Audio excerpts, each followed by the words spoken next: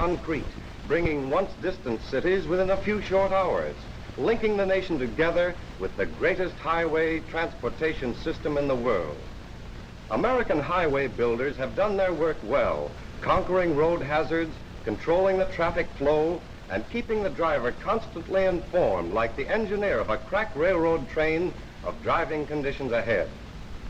Wherever the road leads, there you will find the outposts of that great army of protection, the highway police.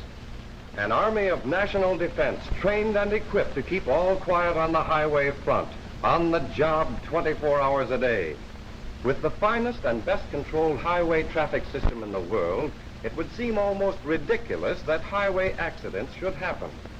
Well, there are still accidents, all too many of them, but they are never ridiculous. And who is at fault here? Of course, each driver blames the other, but let's reenact the events leading up to this crash and judge for ourselves. Here he comes, traveling along a superhighway. He's on his own side of the road. His brakes are good enough to stop within the assured clear distance ahead. At least, he thinks they are. And here is the other car, traveling slowly toward the intersection. At the intersection, the driver stops. He sees the approaching car, but then there's plenty of time. But is there? Watch out! And there is another motoring accident added to the list of more than 1 million which occur on American streets and highways every year. Who is to blame? After all, it really doesn't matter now. The important point is that this tragic accident need never have occurred if one driver had been willing to spare just a few seconds and if the other driver had been sure that his brakes were equal to his speed. Analyzing the causes of all accidents, we find that inability to stop in time is by all odds the outstanding reason for motoring mishap. How quickly can you stop? At 20 miles per hour, with the world's safest brakes, this car stops in 14 feet. Police safety standards are more liberal, demanding that you be able to stop within 22 feet after the brakes are applied. But wait a minute. Another element enters into this problem of safe stopping: the interval between recognition of an emergency and the application of the brakes. For instance, at 20 miles per hour, your car will actually travel 22 feet before you react to the need for stopping. Thus, the distance covered during reaction and braking time equals 40 feet. At 40 miles per hour, it requires 44 feet to shift from accelerator to brake and 71 feet to stop, totaling 115 feet. And at 60 miles per hour, the reaction time is equal to 66 feet. Braking requires 160 feet, and the total stopping distance is 226 feet. In this era of high-speed driving, only the best brakes are good enough. Yet police tests reveal that more than half of all cars tested are faulty in this vital safety factor. To be trustworthy, your brakes must be perfectly and permanently equalized. Without properly equalized stopping power on all four wheels, you are bound to meet trouble sooner or later on the open road. For instance, here is a chap whose brakes are good enough for city driving, and he thinks they are good enough for high speed. But in an emergency, when he stamps on the brakes, the car skids and dives into the ditch, and it might have been worse. Here we are at the Indianapolis Speedway, the roaring road of speed. Few of you, indeed, would care to take the risks which these drivers accept as a matter of course in their record chasing. Indeed, some of the driving habits you observe every day on the highway are too risky for these daredevils of the speedway. For example, the common practice of crowding the center line on the highway would put a speedway champion's hair right up on end. You're traveling at 50 miles an hour.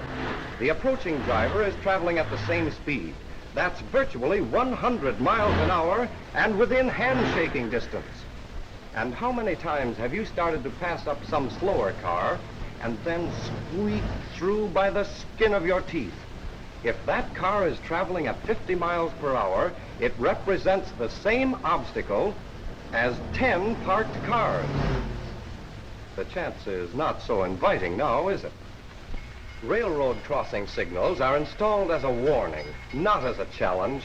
Yet there is always some impatient motorist willing to gamble. If he wins, it means only the saving of a few seconds. If he loses, well, do you think those seconds were worth the risk? Alcohol in the radiator of a motor car is a necessity, but alcohol in the operator is one of the outstanding causes of accidents. You wouldn't ride with an airplane pilot who had taken even one cocktail, and a drink on the road may be just as hazardous as a drink in the air. Public enemy number one always shows up in the most unexpected places.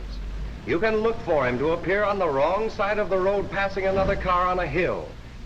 Another of his favorite haunts is blind turns. As usual, he's on the wrong side of the road. On narrow country lanes, he takes the whole road to himself. What about you? Well, you can either meet him head-on or take the ditch and take the consequences. And on a pleasant Sunday afternoon on any crowded highway, when you see a long line of delayed traffic, you can make up your mind that Mr. J. Rhodes Hogg is holding up the procession. A nuisance indeed, and more important, a deadly menace to general traffic. For anyone who attempts to pass does so at his own risk, and the risk of all oncoming cars. At last this traffic menace is removed from the highway, and let's hope they pen him up for good. Hey, wait a minute. Can this be the desperate public enemy of safe motoring? Not a bad-looking fellow. In fact, if you hadn't witnessed the results of his driving, you'd say he'd make a pretty good neighbor. Here's something to think about the next time you and I are tempted to ignore the rules of courteous driving.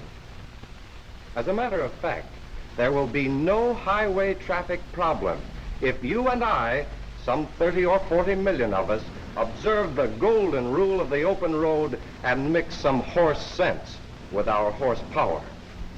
Most car manufacturers are doing their part, giving us cars so safe and simple to operate that they should make expert drivers of us all. The most modern of the new cars have powerful, self-equalizing brakes that furnish the stopping power to avoid accidents. Low center of gravity draws this car back to earth like a magnet, even when tilted to an extreme angle.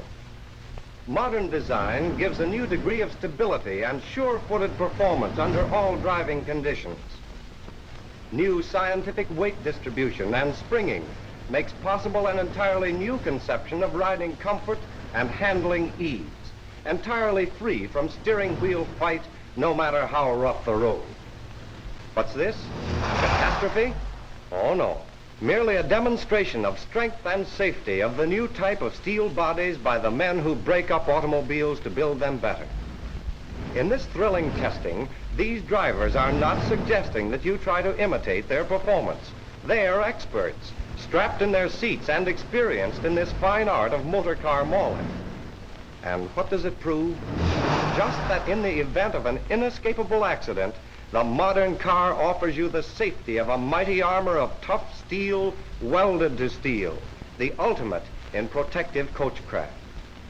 No car, however well designed and built, is any safer than its driver. Indeed, as some jokester once remarked, the most important part of any automobile is the nut that holds the steering wheel. And the best rule of the road is, be prepared for the unexpected.